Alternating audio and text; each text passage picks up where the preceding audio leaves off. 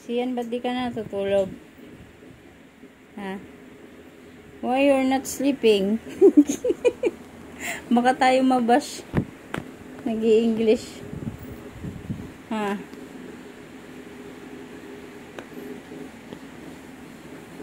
Because Toto is not sleeping too. Diba? Gising na Toto. Gising na Toto? Hindi pa nga siya natutulog eh. Aray.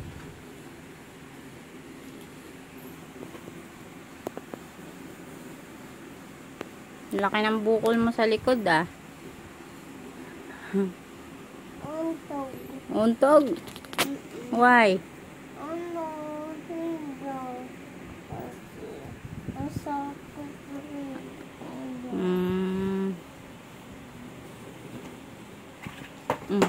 Nahulog na.